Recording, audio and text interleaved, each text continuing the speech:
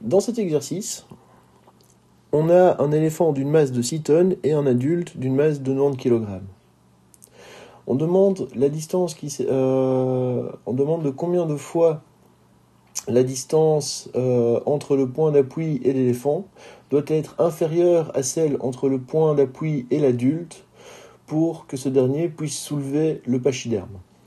Donc ce qu'on demande ici, c'est le rapport des distances, ou si vous voulez, l'avantage mécanique. Donc ce qu'on doit calculer dans cet exercice, c'est l'avantage mécanique de notre levier, et on va le trouver en faisant le rapport des distances. Donc on va trouver le bras moteur sur le bras résistant. Alors, la première étape est de travailler au niveau des masses. On va avoir ici 6 tonnes, ça fait 6000 kg, il faut travailler dans le système international.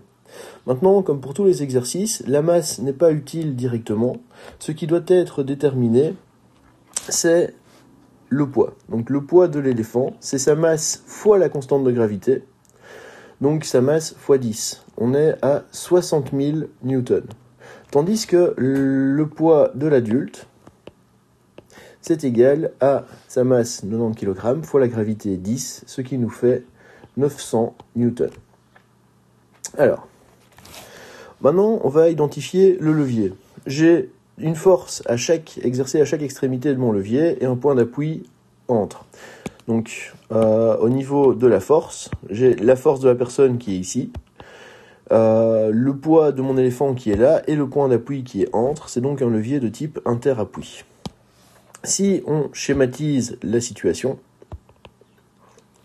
on va donc avoir ici le poids de l'adulte, ici s'exerce le poids de l'éléphant, j'ai ici mon bras moteur, on va considérer que la force de l'adulte, donc le poids de l'adulte est la force motrice, et là j'ai le poids de l'éléphant qui va être la partie résistante, donc j'ai mon bras résistant.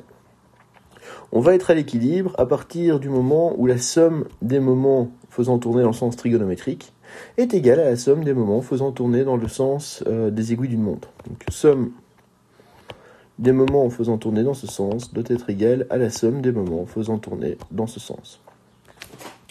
Donc ici, qu'est-ce qui tourne dans le sens trigonométrique ? C'est le moment moteur. Qu'est-ce qui tourne dans le sens des aiguilles d'une montre ? C'est le moment résistant. J'ai donc le poids de l'adulte fois le bras moteur, qui est égal au poids de l'éléphant fois le bras résistant.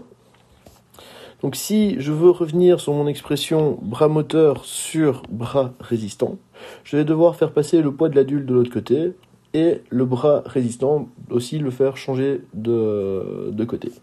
Donc j'obtiens le bras moteur sur le bras résistant, qui est égal au poids de l'éléphant sur le poids de l'adulte. Je peux maintenant remplacer par mes données.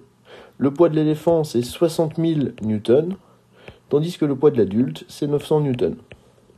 Et à la calculatrice, je trouve donc un avantage mécanique de 66,6.